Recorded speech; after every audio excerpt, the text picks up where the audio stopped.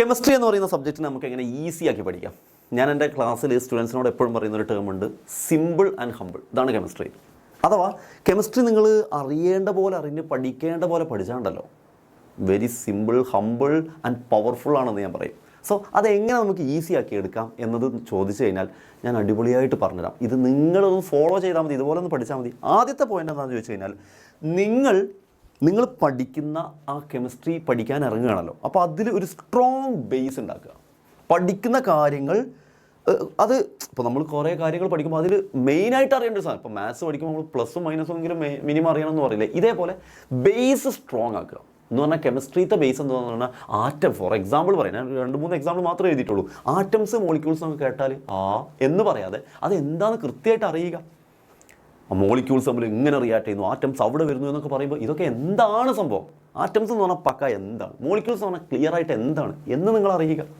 Minimum ഒരു 1 to 20 എലമെൻസിൻ്റെ പേരെങ്കിലും അതിൻ്റെ നമ്പറുകളൊക്കെ അറിയുക. അത് അറിഞ്ഞു കഴിഞ്ഞാൽ അയാളുടെ പേര് പറയുമ്പോഴേക്കും അതിൻ്റെ നമ്പർ കിട്ടുന്നു, അത് എന്തുകൊണ്ടാണ് ആ നമ്പർ അങ്ങനെ ആവുന്നു എന്ന് പറയുന്നു. അപ്പോൾ റിയാക്ഷനുമായിട്ട് ബന്ധപ്പെട്ട കണക്ഷൻ കിട്ടുന്നു, നിങ്ങൾക്കൊരു ഐഡിയ കിട്ടും. നിങ്ങളുടെ ബ്രെയിനിൽ അതൊക്കെ ഉണ്ട് എന്നുള്ളൊരു സംഭവം തന്നെ പഠിക്കാനുള്ളൊരു കോൺഫിഡൻസ് കിട്ടും. ആൻഡ് ഓൾസോ വാലൻസി എന്താണ് അതുമായിട്ട് ബന്ധപ്പെട്ട കാര്യങ്ങൾ പഠിച്ചു കഴിഞ്ഞാണ്ടല്ലോ, പിന്നെ ഒരു റിയാക്ഷനിൽ എങ്ങനെയാണ് ഫോമുല വരുന്നത്, ആ ഫോമുല എങ്ങനെ റിയാക്ഷനിൽ വരും, റിയാക്ഷനാണല്ലോ പലവർക്കും ടഫ് ഉണ്ടാവുക, ആ റിയാക്ഷൻ വരെ സിമ്പിളാവും. അപ്പോൾ ഇത് മൊത്തത്തിൽ ഈസി ആവാൻ വേണ്ടി ആദ്യത്തെ നിങ്ങൾ ചെയ്യേണ്ട സ്റ്റെപ്പ് ബേസ് സ്ട്രോങ് ആക്കുക എന്നുള്ളതാണ്.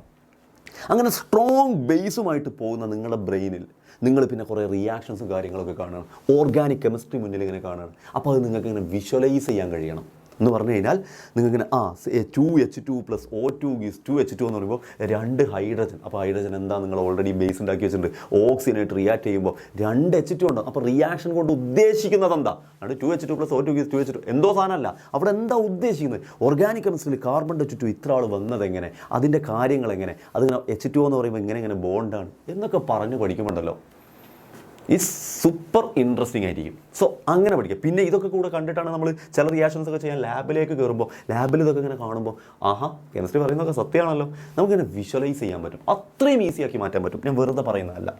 ദെൻ നമ്മുടെ ലൈഫിൽ അടുത്ത് നിങ്ങൾ പറയേണ്ട ഒരു പോയിൻ്റാണ്, നമ്മൾ കെമിസ്ട്രിയിൽ ഇങ്ങനെ ഓരോ കാര്യങ്ങൾ പഠിക്കുമ്പോൾ ഇത് വേറെ ഏതോ യൂണിവേഴ്സിറ്റിയിൽ നടക്കുന്ന കാര്യങ്ങൾ, ഇത് ലൈഫായിട്ട് യാതൊരു ബന്ധമില്ല എന്നല്ല. നിങ്ങൾ ലൈഫിൽ പറയുന്നതും കാണുന്നതുമായിട്ടുള്ള പല സംഗതികളുടെയും കാര്യങ്ങൾ തന്നെയാണ് നിങ്ങൾ കെമിസ്ട്രി എന്ന് പറഞ്ഞാൽ പഠിക്കുന്നത്. വിച്ച് മീൻസ് അതൊക്കെ കെമിസ്ട്രിയാണ്. നിങ്ങൾ സോപ്പിനെ കുറിച്ച് പഠിക്കുന്നു, സോപ്പ് നിങ്ങൾ ഡെയിലി ലൈഫിൽ കുളിക്കുന്നവരാണെങ്കിൽ ഉപയോഗിക്കുന്നു ആണെങ്കിൽ, അപ്പം ആ സോപ്പിലുള്ള റിയാക്ഷൻസും കാര്യങ്ങളൊക്കെയാണ് കെമിസ്ട്രിയിൽ വരുന്നത്. ആ സോപ്പിൻ്റെ കാര്യം, മിൽക്ക്, ഇപ്പം ഞാൻ 2-3 എക്സാമ്പിൾ മാത്രമേ എഴുതിയിട്ടുള്ളൂ, വീണ്ടും പറയുന്നു. പാല് തൈരാക്കുമ്പോൾ അതിൽ നടക്കുന്ന റിയാക്ഷൻസ് ഒക്കെ കെമിസ്ട്രിപരമായ റിയാക്ഷൻസാണ്. അപ്പോൾ അവിടെ എന്താ നടക്കുന്നത്, അതെന്താ അങ്ങനെ ആവാൻ കാരണം, ഒരു ചെറിയ വിനെഗർ ചെല്ലുമ്പോഴേക്കും അത് തൈരാവാനുള്ള കാരണം എന്താ, ഇങ്ങനെ മനസ്സിലാക്കി പഠിക്കുമ്പോഴുണ്ടാകുന്ന സന്തോഷം അത് ഭയങ്കരം തന്നെയാണ്.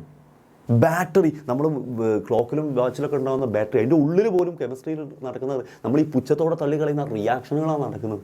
ഇങ്ങനെ നമ്മുടെ ഡെയിലി ലൈഫിൽ നടക്കുന്ന റിയാക്ഷനുകളൊക്കെ ആയിട്ട് ബന്ധമുണ്ടെന്നും, ഇത് ഡെയിലി ലൈഫായിട്ട് ബന്ധമുള്ള സാധനമാണെന്നും, അത് വിഷ്വലൈസ് ചെയ്യാൻ കഴിയുമെന്നും, അതിലെനിക്കൊരു സ്ട്രോങ് ബേസ് ഉണ്ടാക്കുമെന്നും കഴിഞ്ഞ് കഴിഞ്ഞാൽ നിങ്ങൾക്ക് ഒരു ലെവൽ ഓഫ് ഇതിൽ നിങ്ങൾ എത്തി.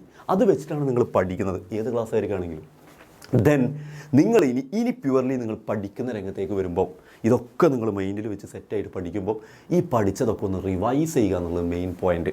അപ്പോൾ നിങ്ങൾ ഒന്നുകൂടെ അതിലൊരു സ്ട്രോങ് പിന്നെ ഫോക്കസ് ഉണ്ടാക്കി മാറ്റുകയാണ്.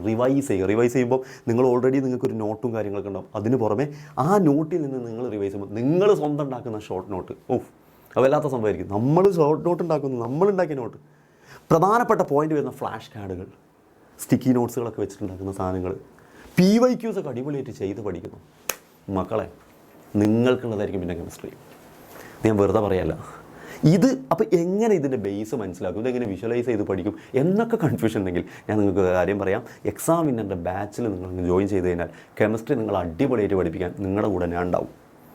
ഈ ലെവലിലായിരിക്കും നമ്മൾ പഠിപ്പിക്കുക. നിങ്ങളെ കഷ്ടപ്പെട്ട് നിങ്ങളിങ്ങനെ ഇടങ്ങേറായിട്ട് പഠിക്കേണ്ടി വരില്ല. നിങ്ങൾക്ക് ഇഷ്ടപ്പെട്ട് പഠിക്കുന്ന രൂപത്തിൽ എങ്ങനെ മനസ്സിലാക്കി പഠിക്കാമെന്നും, എങ്ങനെ നമ്മുടെ ലൈഫിലെ എക്സാമ്പിളിലേക്ക് കണക്ട് ചെയ്യാമെന്നും, ഇതൊക്കെ നിങ്ങളുടെ ലൈഫിൽ ബന്ധപ്പെട്ടുള്ളതാണെന്നും മനസ്സിലാക്കി പഠിക്കുമ്പോൾ നിങ്ങൾക്ക് ഏറ്റവും ഇഷ്ടപ്പെട്ട സബ്ജക്റ്റായിട്ട് കെമിസ്ട്രിയെ മാറ്റാൻ പറ്റും. അങ്ങനെ തന്നെ പഠിപ്പിച്ചു തരാൻ മാക്സിമം നമ്മൾ ശ്രമിക്കും. അങ്ങനെ തന്നെയാണ് പഠിപ്പിക്കാറുള്ളത്. കഴിഞ്ഞ കൊല്ലം പഠിച്ച് പോയ സ്റ്റുഡൻസിനോടൊക്കെ ചോദിച്ചാൽ മതി നിങ്ങൾക്ക്. സോ നിങ്ങൾക്ക് ആ രൂപത്തിൽ നിങ്ങൾക്ക് കെമിസ്ട്രി പഠിച്ച് അടിപൊളിയാക്കി ഈ സബ്ജക്റ്റിനെ ഈസി ആക്കണമെന്നുണ്ടെങ്കിൽ പോന്നോളൂ. ഞാൻ ഈ പറഞ്ഞതുപോലെയൊക്കെ തന്നെയും എല്ലാ സബ്ജക്റ്റും പഠിച്ച് സെറ്റാക്കാൻ ഇഷ്ടപ്പെട്ട് പഠിക്കുക എന്ന് പറയില്ല, അങ്ങനെ പഠിച്ചെടുക്കാൻ നിങ്ങൾക്ക് നമ്മുടെ എക്സാം വിന്നറിൻ്റെ ക്ലാസ് നേടേണ്ട ആൽഫ ബാച്ചിൽ ജോയിൻ ചെയ്യാൻ അടിപൊളിയായിട്ട് പഠിച്ചെടുക്കാൻ പറ്റും. വെറുതെ പഠിച്ചു പോകുന്നതിനപ്പുറം സൂപ്പറായിട്ട് പഠിച്ചെടുക്കാൻ പറ്റും. ഓരോ കാര്യങ്ങളും മനസ്സിലാക്കി പഠിച്ചെടുക്കാൻ പറ്റും. നിങ്ങൾക്ക് 2 രൂപത്തിലാണ് നമ്മളെ ബാച്ച് ഉള്ളത്. ബേസിക് ബാച്ചും ഉണ്ട്, പ്ലസ് ബാച്ചും ഉണ്ട്. പ്ലസ് ബാച്ചിന് കുറച്ചും കൂടെ ഫെസിലിറ്റീസ് ഉണ്ടാവും. ബേസിക് ബാച്ച് ആകുമ്പോൾ 3490 ആണ്, പ്ലസ് ബാച്ച് ആകുമ്പോൾ 3990 ആണ്. ബേസിക് ബാച്ചിൽ 9 സബ്ജക്റ്റിൻ്റെയും ഫുൾ ബുക്ക് സെറ്റ് ഉണ്ടായിരിക്കില്ല. ബേസിക് സെറ്റ് അത് പ്ലസ് ബാച്ചിനായിരിക്കും ഉണ്ടാവുക. അതുപോലെ തന്നെ ക്ലാസ് 9 റിവിഷൻ ബാച്ചിൽ അവസാനം നമ്മൾ എക്സാം സമയത്ത് റിവിഷൻ എടുക്കുമല്ലോ എല്ലാ ചാപ്റ്ററിൻ്റെയും, ആ ബാച്ച് നിങ്ങൾക്ക് ബേസിക് ബാച്ചിൽ ജോയിൻ ചെയ്തവർക്കുണ്ടാവില്ല, പ്ലസ് ബാച്ചിൽ ജോയിൻ ചെയ്തവരായിരിക്കും. ബാക്കിയെല്ലാം സെയിം. എന്ത്, നിങ്ങൾക്കൊരു ചാപ്റ്ററിൻ്റെ ടോപ്പിക് വൈസ് ക്ലാസ്സുകൾ നമ്മൾ തരും. ബുക്കിൻ്റെ ഏറ്റവും അവസാനമുള്ള ലെറ്റസ് ആസസ് ക്വസ്റ്റ്യൻസ് നിങ്ങൾക്ക് സെറ്റായിട്ട് ചെയ്യാൻ പറ്റും. PYQ വീഡിയോസ് നിങ്ങൾക്ക് മുന്നേ ചോദിച്ച ചോദ്യങ്ങളുടെ അതെങ്ങനെയാണ് അറ്റൻഡ് ചെയ്യേണ്ടതെന്നുള്ള അടിപൊളിയായിട്ട് പറഞ്ഞുതരും. പിന്നെ നിങ്ങൾക്ക് സ്വന്തം ചെയ്യാനുള്ള വർക്ക്ഷീറ്റ്സ്, ചാപ്റ്റർ കഴിഞ്ഞാലുള്ള എക്സാംസ്. ഒരു ചാപ്റ്റർ മാത്രം വെച്ചൊന്ന് ആലോചിച്ച് നോക്കിയേ. ഒരു ചാപ്റ്റർ നിങ്ങൾ പഠിച്ചു കഴിഞ്ഞിട്ട് ഇത്രയും പാത്തിലൂടെ നിങ്ങൾ പോയി കഴിഞ്ഞാൽ പിന്നെ ആ ചാപ്റ്റർ നിങ്ങൾ എക്സ്പേർട്ടല്ലേ.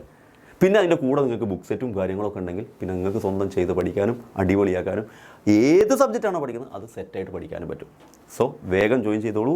ഈ നമ്പറിൽ നിങ്ങൾക്ക് വിളിച്ച്, അപ്പം നേരത്തെ പറഞ്ഞ പോലെ ബുക്ക് സെറ്റൊക്കെ ഉണ്ട്, ഈ നമ്പറിൽ വിളിച്ചിട്ട് വേഗം ജോയിൻ ചെയ്തോളൂ. അടിപൊളിയായിട്ട് പഠിച്ചോളൂ.